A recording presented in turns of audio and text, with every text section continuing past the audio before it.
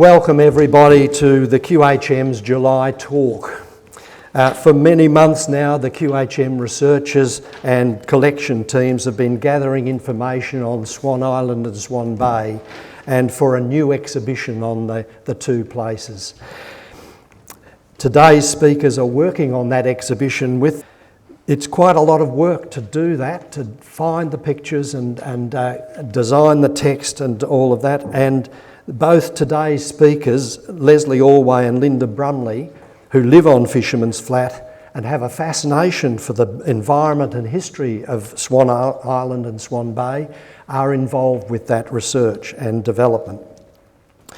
Today they're going to take us swanning about to explore this wonderful area, the internationally important waterway and the mysterious island with lots and lots of secrets. Lesley has a demanding career in arts management, and we're fortunate that she makes time in her busy schedule to help the museum curate exhibitions. Volunteers gain an enormous amount of experience working with somebody so experienced. Linda is a writer and researcher and a Swan Bay paddler. And from her kayak, she observes and photographs the wildlife and the moods of Swan Bay. For residents and visitors alike, Swan Bay is such a beautiful feature of the town, but Swan Island remains shrouded in mystery. Lesley and Linda are inviting us to swan around and reveal the beauty and secrets of the bay and the islands to the north of Queenscliff. Please make Linda and Lesley welcome.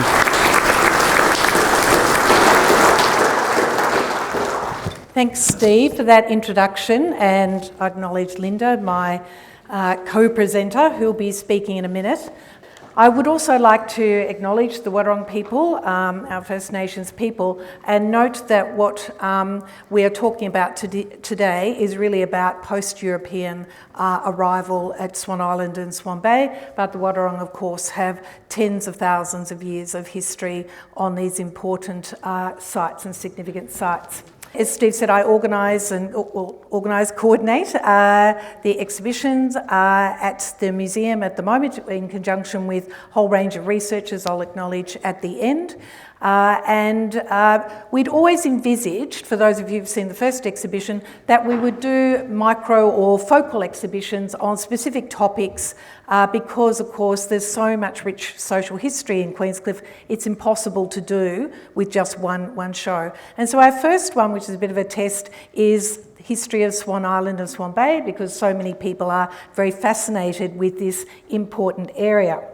I think that firstly we need to note that what we're talking about today is really the social history and the ecological history of the island. Of course, as most of you know, it has a very important military significance, and myself or Linda, we're not military historians, and so we'll really just be skimming and touching a little bit about that. We do have very noted military historian Keith Quinton in the audience with us, and we're hoping he will be able to give us some more insights perhaps next year on more detailed history of that military part of Swan Island. We will be touching on it today, but I do make a caveat that anything I say today, for anyone incognito in the audience, is that everything I say or we publish is actually in the public domain, in the media or in books.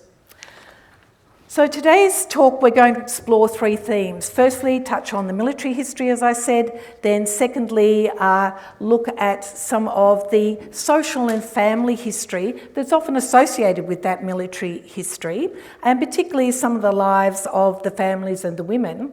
But also we'll be looking at some of the controversies and tragedies that have occurred. And I'm assuming most of you know where Swan Island and Swan Bay is, but it's well worth reminding ourselves And just to, if anyone's really interested, the Public Record Office has some amazing, really old maps, and they're absolutely beautifully done. But when you look at Swan Island and Swan Bay on the map, it's surprising how big they are. So it actually goes from Queenscliffe right up to around St Leonard's to Edwards Point. And I'll just read you a description of Swan Island from 1865. From the Ballier's Victorian Gazetteer and Road Guide compiled by Robert Whitworth. A large sandbank above high water mark on Port Phillip, about 2 miles long by 1 mile wide, it lies to the north of Queenscliffe, from which place it is separated by a narrow passage. It is surrounded by a bank of sand to the east side, which is the Swan Spit lightship, fixed in 12 feet of water, having a shoal of 7 foot to the north. Swan Island is inhabited by a few fishermen. It consists of raised sand.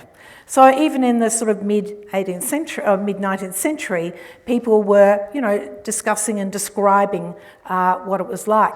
And just very briefly, most of you know the European arrival, let's say discovery, looking and navigating around that area was Captain James Murray on the Lady Nelson, who arrived in 1802, and he named Swan Bay because he saw all of the swans.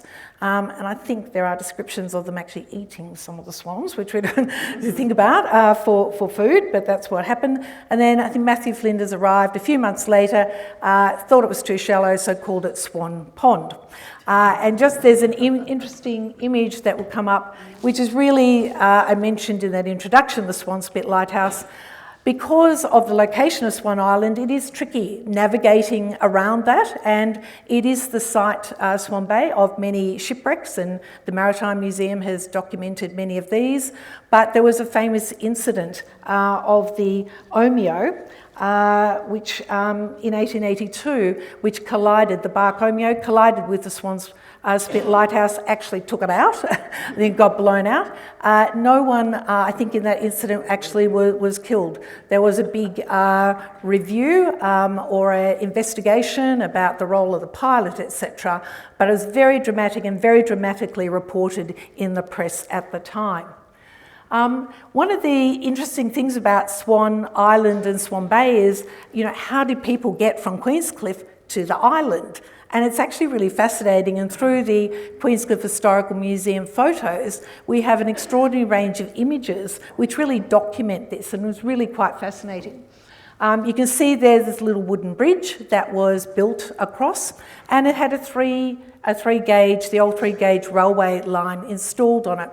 And so people that went from the island and the railway and the pier over the bay, over to the island, and into the various facilities there that transported not only the military but local families and goods, etc.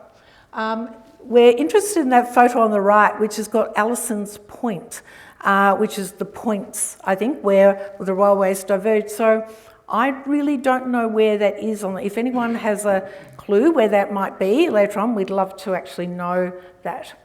But of course, the first way of using the railway was with horse-drawn vehicles. And there's a couple of really interesting photos there of the military from the late 19th century, early 20th century, using horses. I think one of the horses might be called Dolly. It was a bit of a mascot. And you can see how they loaded them up and got across the island.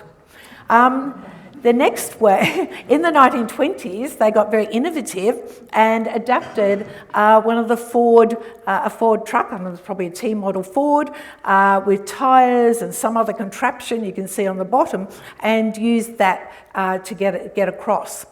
Then, I don't know how long, I don't know that from what I've read it was that successful, but great photo. Then they invented what they called the electromobile, with the boys on the right, and then that used to also pull a carriage along as well. And there are some interesting stories about in the Navy time, the dockyard policeman having a few drinks, coming back from Queenscliffe, the pub, and driving the electromobile through into one of the sheds. Luckily that didn't blow up at the time, but being forgiven. And I think the engine, either Keith or David may be able to verify this, is that when the J3 submarine was beached, they used the engine, I think, or one of the motors or some of the parts from J3 submarine to, I guess, drive the electromobile, which is probably a bit of a Queenscliffe invention. Now, the bridge was often under construction and needed repair, and you can see them working on this. It's a fabulous photo, obviously deteriorated over time. But in the 60s, they decided they needed something a little bit better. In the late 50s, the railway line was actually pulled out when the Navy was leaving, and so they designed a new bridge, which is the existing bridge that you see today, the sort of steel concrete bridge, and it was a higher bridge, allowed some of the boats to go under. And that was opened in 1965 to much fanfare. Now, Swan Island and Swan Bay have always been really significant sites from a sort of aesthetic point of view, and in the 19th century it attracted lots of interest from artists and photographers. And George Alexander Gilbert on the left-hand side did this beautiful view looking towards Indented Head. It's a drawing. And also Thomas Hannay, very famous photographer for the whole Western District, did this. Unfortunately, it's a little bit corroded, the photograph, but it's actually signed. You go Swan Island and Swan Bay, which is once again the view looking over. And even today, as you'll know, we'll see at the end, it's been a wonderful site for artists, but also particularly photographers and sunsets. And hopefully as part of the exhibition we'll do something with community involvement in your sunset photos. I know I've taken some and people think that they've been photoshopped and altered, but they've not. That's been what it's been like. It's also, as Steve said, a very important site from a RAMSAR, the RAMSAR Convention, which is a convention from the 80s that actually, I guess, protects specific wetlands, as it's an important home for migratory birds and other local birds, and particularly swans and the fabulous pelicans that you see there, but also the orange-bellied parrot, which we'll mention a bit later, and the egrets and ibises. And thank you to Faye Blaney and also to Robin Spry for some of these fabulous images. I know Robin has spoken in detail previously about the bird life in particular on Swan Island. Another interesting feature is, I guess, the vegetation and the flora.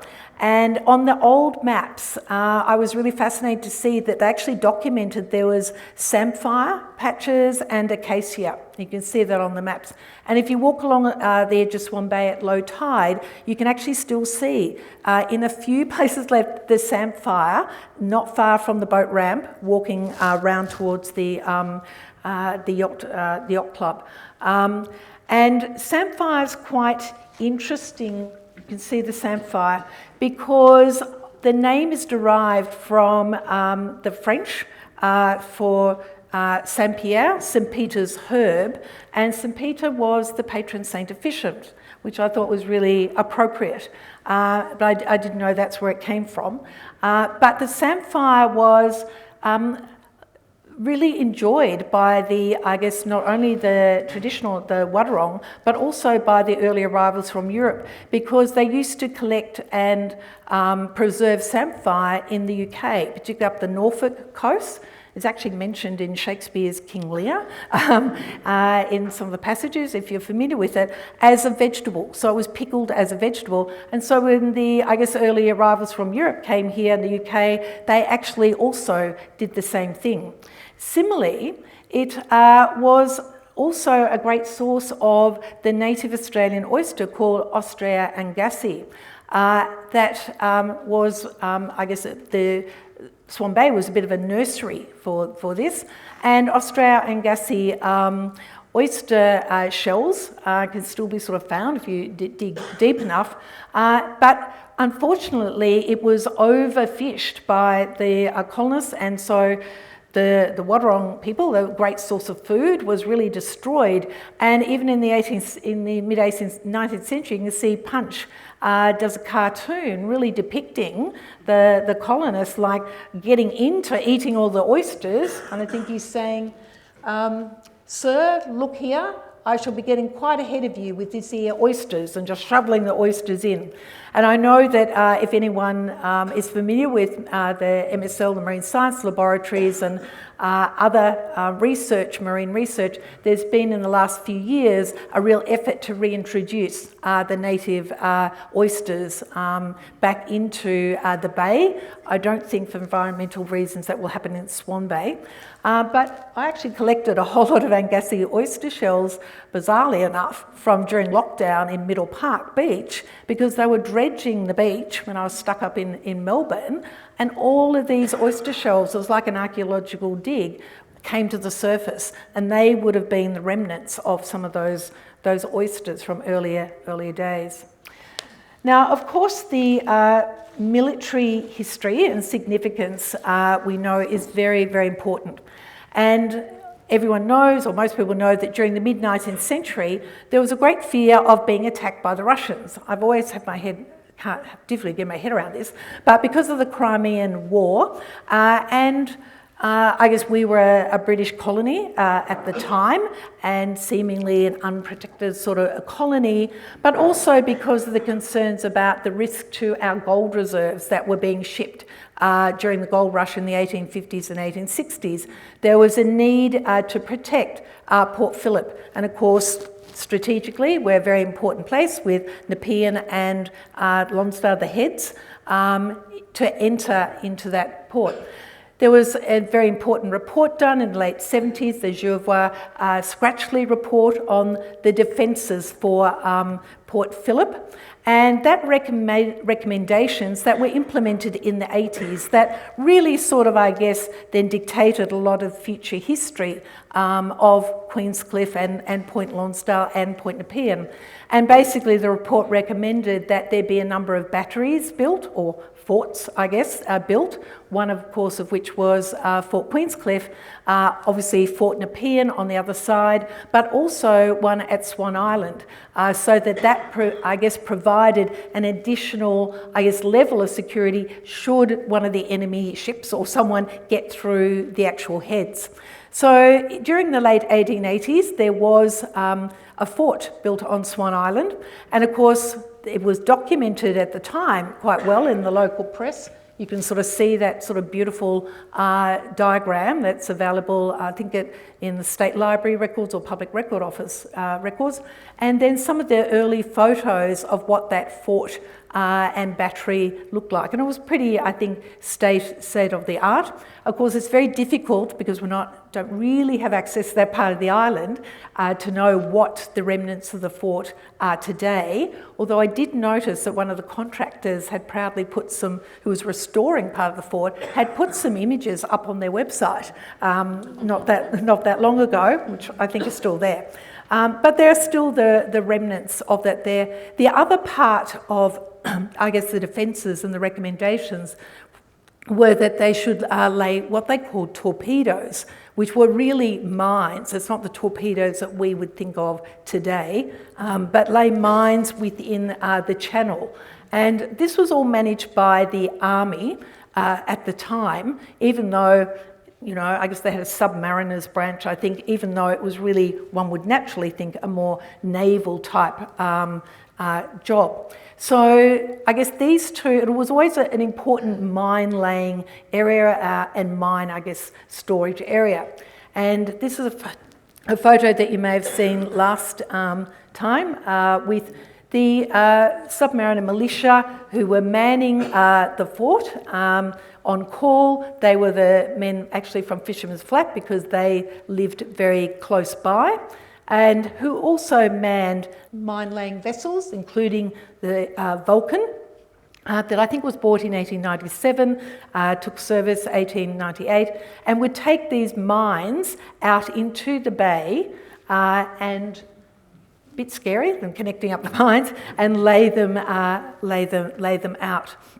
So I guess that's the sort of 19th century, history run by the army at the time, but always there were sailors involved, obviously, because it was important, port, and there were ships involved.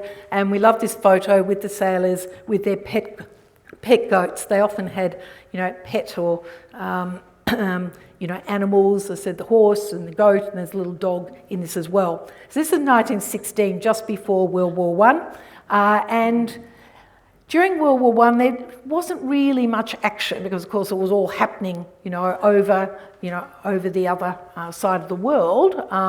Obviously, a lot of Australians were very much involved in that. But in the 1920s, it was actually handed over to the Navy to run. There was a lot of the material, there was a lot of toing and froing about, should it be the Navy, should it be the Army? The Navy took it over because after World War I, the UK government, I think, gave us something like 2,000 mines that we had to then store and detonate or de-detonate or something. So Swan Island became the place where all of these mines were there. One of the first commanders, who was an engineer commander, was Captain Bloomfield, and because the captains would, or the commanders would bring their families, and so this is the Bloomfield family having a fabulous time on Swan Island, and we have a copy of Mrs. Bloomfield's diary, the commander's wife, who at one stage says, "Oh dear God, I think I'm in prison." But when you look at some of the images, it looks like they were having a lovely time. And I think it's this nexus, this intersection between family life and military life that is actually so fascinating, and which leads me to hand over to my fellow presenter, Linda Brumley, who'll talk about the story that she has worked with David Megan, who's in our audience here today, about growing up on that island and, I guess, straddling that family military phase between the wars. Thank you.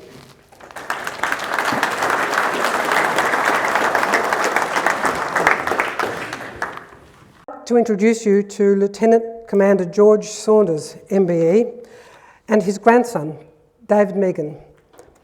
David's grown a bit, so you might have trouble recognising him, but David's here today with his wife Geraldine and son Adam. Some years ago, I joined a Pilates group with David because as we went weekly and we needed something to distract us from the exercises our instructor swears are good for us, I was eventually privileged to learn some of David's story. The result? David's history, including the story of his childhood on Swan Island during and after World War II, is now for sale in the foyer here or at Queenscliffe's Historical Museum. David will be talking at Swan Island's exhibition at our museum in October. That's when his book will be formally launched. However, with his permission, most of what I'm saying is unashamedly taken from his memoirs, and I'd like to acknowledge his major contribution to this session. I'd also like to acknowledge the contribution of Keith Quinton, military historian, who's also here today. David, Keith, if I make any mistakes, please feel free to heckle. As Leslie's shown us, Swan Island has a long history of military use, fortified to protect this colony from a feared invasion during the Crimean War. During the First and Second World Wars, it was used for the construction and the storage of military explosives. David's grandfather, Commander George Saunders, was born in Melbourne and joined the Navy in 1910. His career saw him sent to England for training, serving overseas in the First World War, working as a Navy hard hat diver, pictured here with his diving team on HMS Kent, serving in the Battle of Falklands, and finally, in 1937, taking up the post of commander of Fort Swan Island. You can actually see his hard hat at the bottom of that image. He's in the middle there. We can only imagine that one of the reasons David took this post was to bring his wife back to a place she knew. Elsie was formerly Elsie Ash, born in Leopold, and she spent years as a naval wife following George. During the First World War, she was evacuated from England back to Australia and spent a hair-raising journey as a ship she was on was pursued by submarines. For Elsie, coming back to the Bellarine must have seemed close to coming home. Elsie and George stayed on Swan Island from 1937 to 1953, and at the beginning of the Second World War, their daughter Grace met a soldier stationed at the fort in Queenscliffe. That led to a short-lived marriage and David. David's mum left almost immediately for Melbourne to work in Melbourne, but David stayed on with his grandparents. He called George Dad and Elsie Nan. From the get-go, David was therefore surrounded by the island's huge storage stores of naval assignment armaments. One of the storage sheds in this scene here is behind his playpen. His childhood was then spent with the island's workforce as a privileged child of the commander of the island in a home surrounded by a military massive explosives operation. David's was obviously no normal childhood. As soon as he was out of his cot, David's bed became the salvaged captain's bunk from the J-class submarine HMAS J3. The sub had been scuttled off the northeast corner of Swan Island in 1924 to form a breakwater.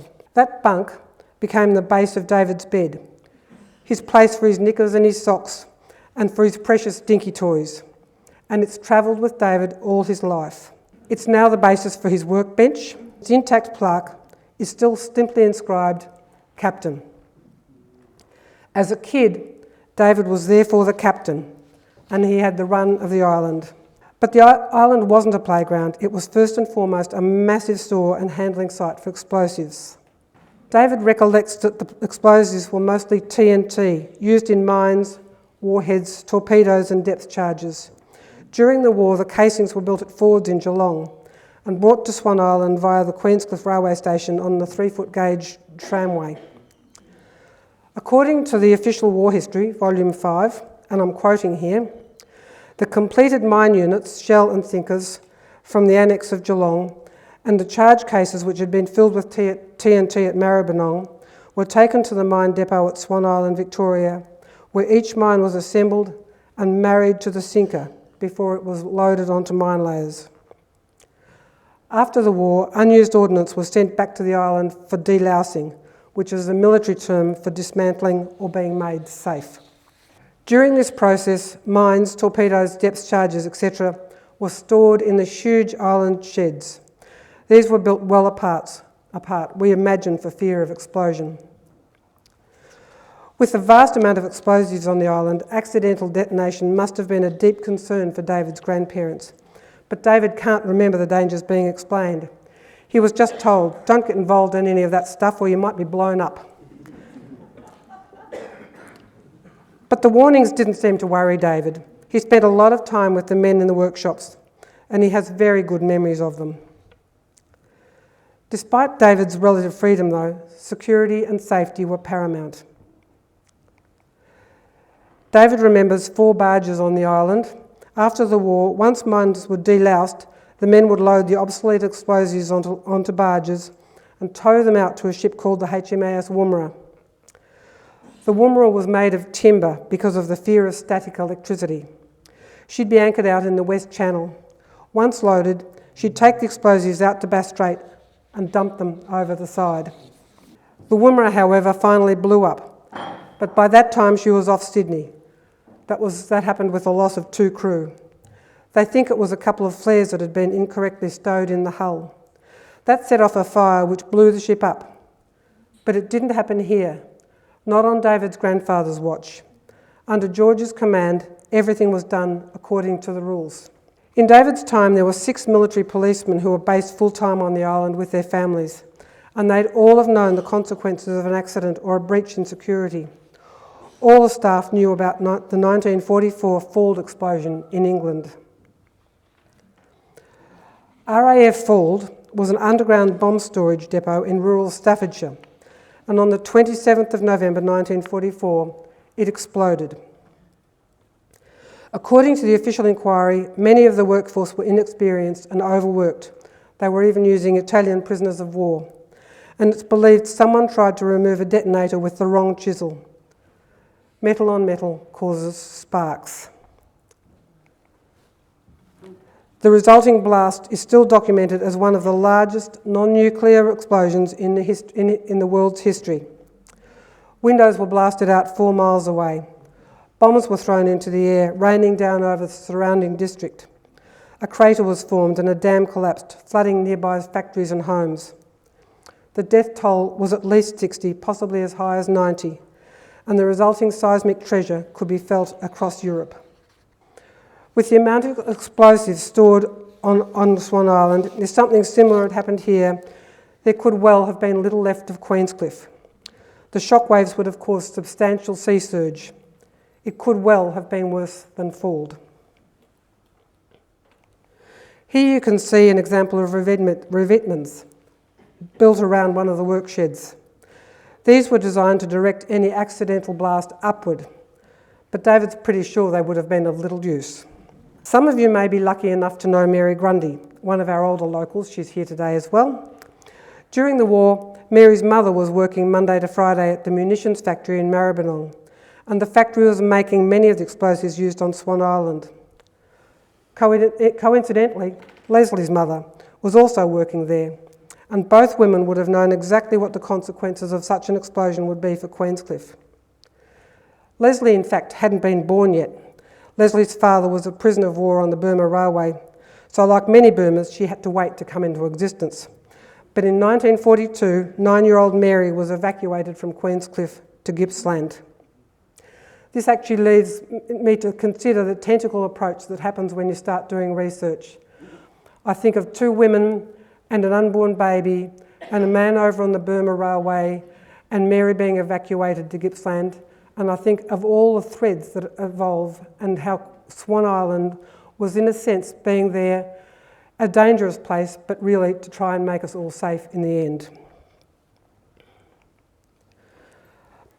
Fire seemed the island's biggest threat, and there was a fire there once in 1948 when David was about 6. It started early in the morning, lit in an area of saltbush and tea tree. Driven by a sou'wester, it was soon heading for the sheds. Rumours were that it was deliberately lit. A couple of locals who'd worked on the island had recently been dismissed. It was early. Half the workers weren't there, so it would have been the dockyard policeman calling the alert, with sirens and bells blaring. They had fire hydrants and pumps, but the fire was inaccessible. The marsh area it was coming from had no access, so they had to wait for the fire to come to them. David's nana woke him up. Elsie would have known the risks, but Elsie had been through 2 world wars and she wasn't one to show it. They couldn't evacuate because the fire was too close to the road. So David retrieved his toys from his bunk. Remember those precious dinky toys? And David and his nana and his dinky toys sat on the beach on the north end of the island, waiting to be blown to indented head. Thankfully, they did control it. If it had blown up the sheds, or even one shed, it could have been a chain reaction taking out half of Queenscliffe. But according to David, the island had a good group of workers, mostly local civilians. The island would have been one of the biggest employers in Queenscliffe. A lot were ex-diggers. The workforce was around 50 or 60, all men apart from a couple of stenographers or typists, and Miss Stein, the island's laundry lady. When the old bridge was there, they used the electric trolley, which was, I gather, powered by the batteries taken from the sunken submarine. That was what David was told. In the morning, the workers would meet at the bridge, get on the trolley and be driven over to work. Sometimes on a Saturday, the trolley would be used to take the island kids across to the pictures. On a lighter note, David had a pet cocky on the island called Cocky, and it seemed Cocky had the free run of the island, no security around Cocky. In the morning, George would bring him into the house and they both had a cup of tea. At lunchtime, David's nana would be calling, "George, David, lunch." And the cocky would be flying around calling, "George, David, lunch." The biggest problem Cocky had was the seagulls. They'd gang up on him, fly him out over the water if he was in the wrong area. All the buildings had big lightning conductors, important when you considered what was in the buildings. If Cocky got spooked by the seagulls, he'd go up and perch on a lightning conductor and wouldn't come down. One of the senior guys in the workshops, Keith Quinton, foreman of trades and chargeman of fitters, made an extension T-bar. Keith was the only one who could climb up the ladder with a T-bar and Cocky would get on it. But it was a love-hate relationship. Apparently Cocky would be biting Keith the whole way down. Keith remembers the rest of the men making a wooden cockatoo to stick over Keith's desk in the workshop. Keith was thus deemed the official Cocky rescue person. Keith, by the way, was the father of our Keith Quinton, military historian and author, who's helped us so much with this story. David and Keith went to school together, and Keith and his brother used to come across to the island and play on weekends and school holidays. Despite its serious role, Swan Island was also a place of pleasure, the base of Queenscliffe's fledgling yacht club as well as its golf club. The island had a lot of accommodation for naval ratings. They had bunkhouses, shower blocks, mess rooms, etc. But in David's time, the ratings had gone, the workforce replaced by civilians. When the ratings left, the accommodation was often used as amenities by yachties from the Melbourne clubs. They'd sail their yachts down and tie up in the camber. The camber was a term used for the U-shaped berthing area to the northwest of the island. We're not sure where the term camber actually came from. The camber was home to the workboats, you can see them in this picture, but double berthed, they could still fit quite a lot of other yachts in here. Over the Christmas break, the yachties would often sail their boats down and their wives would bring the car. They'd have parties in the old mess area, a monster New Year's Eve party for everyone. Swan Bay's boat club sailed every weekend and they often sailed from the island. They had their own class of boats, pups and swans. Sometimes they'd have races round Swan Bay or round Swan Island. They'd sail down to McDonald's jetty. There was a channel down there that goes north of the island, then out to the bay and back to Queenscliffe. Sailing back, the old bridge was much lower and an obstacle, but depending on the tide, if they took the mast out, they could just about crawl the boat underneath. There was also golf. The Macons were the caretakers in David's time. They had their own cow on the island, as Mrs. Macon provided their cream and fresh scones for the golfers. David has excellent memories of that. David remembers an inter-service golf match on the island when he was about 6, Army, Navy, Air Force. But according to David, the Air Force cheated. They organised 3 or 4 Wirraways, the training aircraft, to fly down from Port Cook, loaded with flower bombs. Somehow, the RAAF guys marked themselves with something on their hats, but all the others were fair game. The planes were flying up and down the fairways, circling the island, dropping flower bombs. It was all good fun, but for some reason David reckons it would never happen today. But no matter who was on the island, David's grandfather was always incredibly security conscious. David arrested one yachtie for speeding and he was never allowed back on the island. No second chances.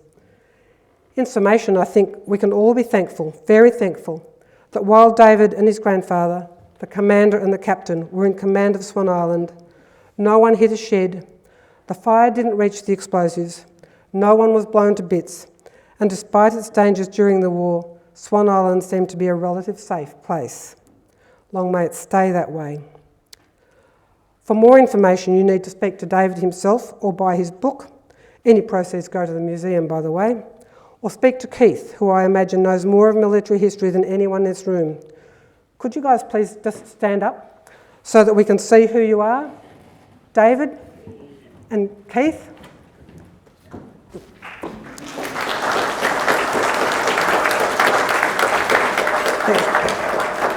Anytime, if there's questions at the end, please refer to these two. I'm only the scribe.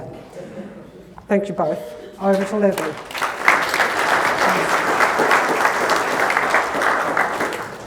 Thanks, Linda, for those incredible insights, and thanks, David, for being so generous with sharing your story to the Queenscliffe Historical Museum and for us today. I think it's always really nice to get that sort of real social history background to what goes on. We just got a little bit, just to finish the tail end of the Swan Island story. As I mentioned, during the late 50s, the railway was pulled up and there was a decision made that the management of the island would transfer from the Navy back to the Army. Because there really wasn't any need for, I guess, the mine storage anymore. There was some investment in the island during World War II for preparation, but after the war, that was no longer needed. And of course, you saw that photo of those sort of 50 or 60 men and a couple of women from Queenscliffe Point Lonsdale. This was, of course, very devastating for the town and widely reported because it was a really big major source of employment. So what became of the island? And I think most people know it then was handed over to Defence in about 1960. I think the University of Melbourne Regiment was the first regiment for some reason to walk in and start training on the island under the Army. And it became, I guess, a more secret island, whereas before it had been I guess, more open. Although I have to say, living in Bridge Street, there is a trail, a never-ending trail of tradies going over to that island day in, day out.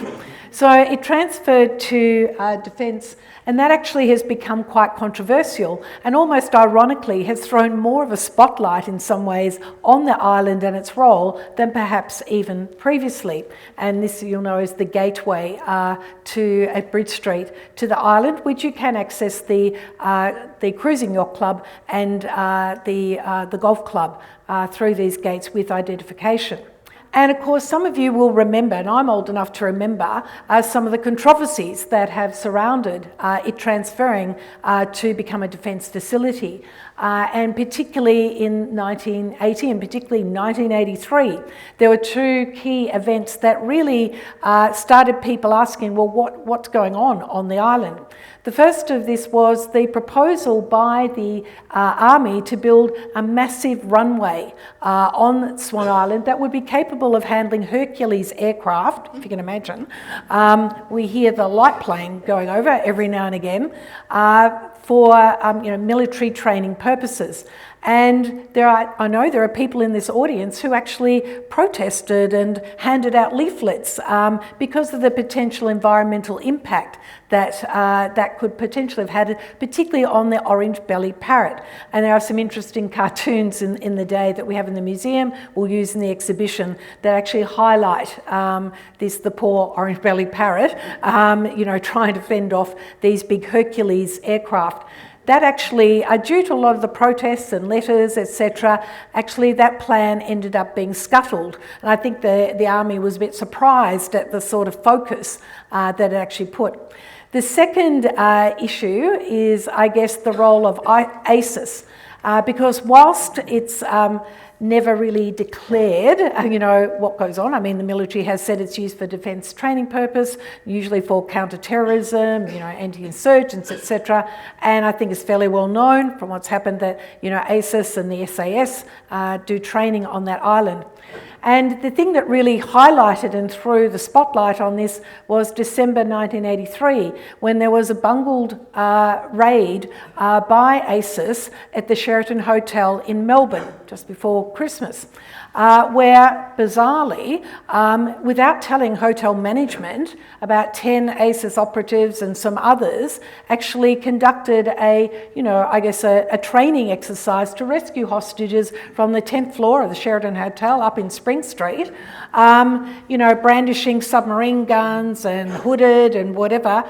The poor manager thought there was a kerfuffle, thought there was a burglary going on, didn't know anything about it, was confronted with these operatives in balaclavas and submachine guns, bundled into a lift and taken downstairs.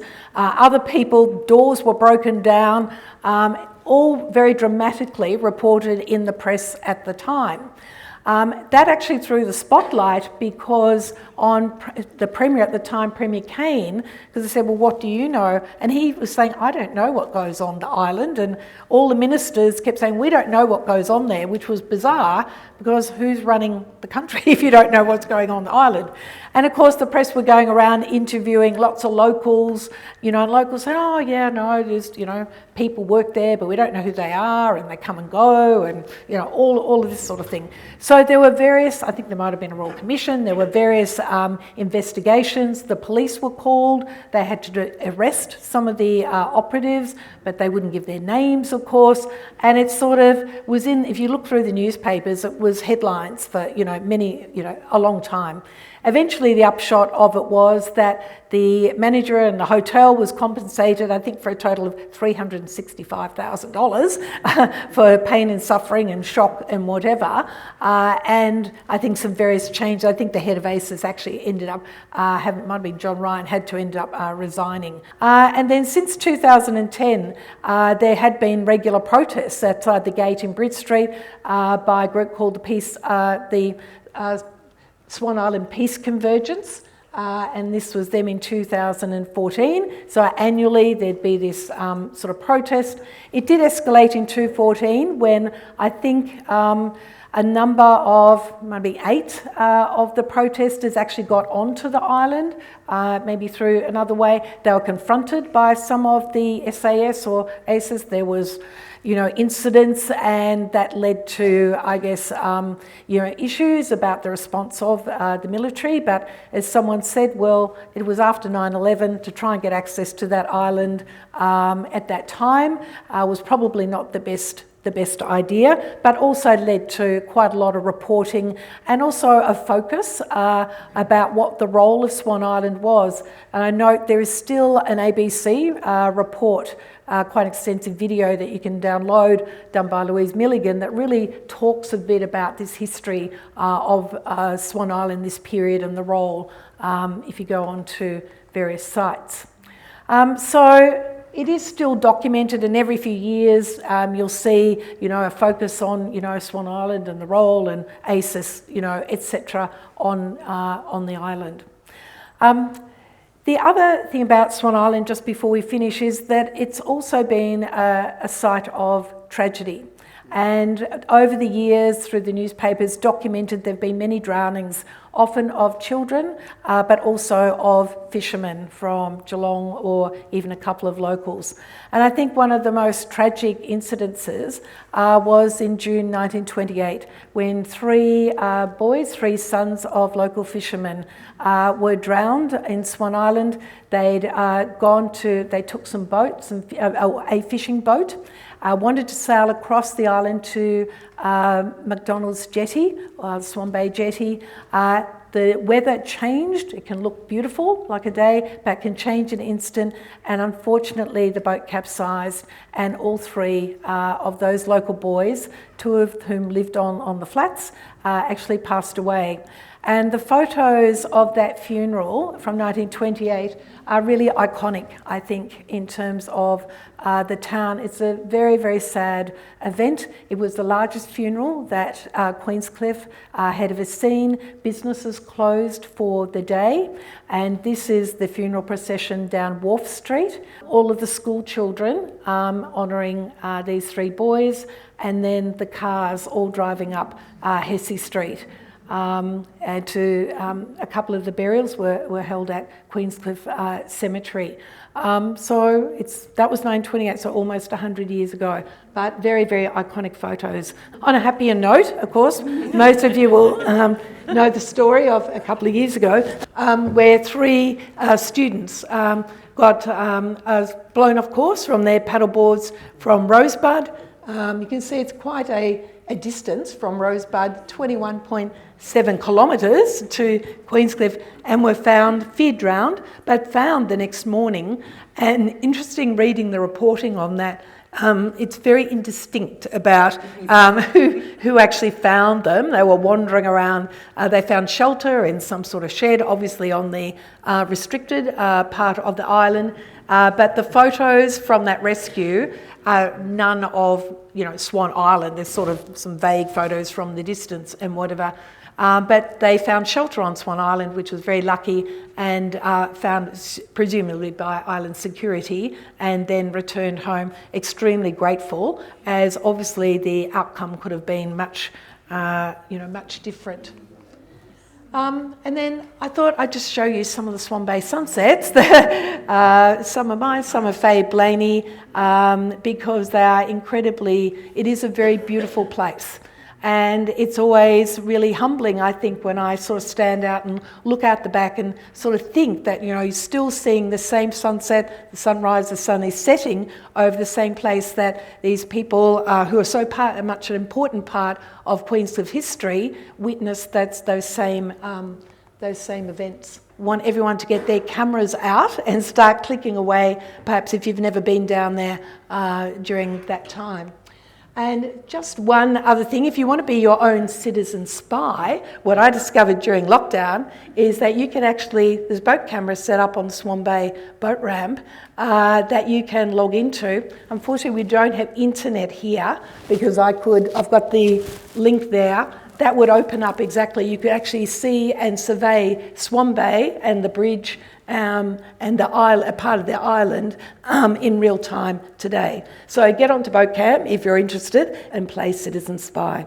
So thank you everyone. I hope that you've enjoyed today's talk and just a bit of an overview of some of the research and some of the stories that we've uncovered as part of that will form part of our exhibition in October. And if anyone's got any other stories or images or memories that they'd like to share with us in the next few weeks and months before we finalise the exhibition, we'd love to hear them. Just before we finish, I'd like to acknowledge my fellow researchers and writers on the project, particularly Diana Sawyer, who's Head of Research, John Larson, who is overseas at the moment, Diana Lloyd, Richard Bell, the late Trudy Scott, and Linda Brumley for also joining me in the talk. Thanks, Linda.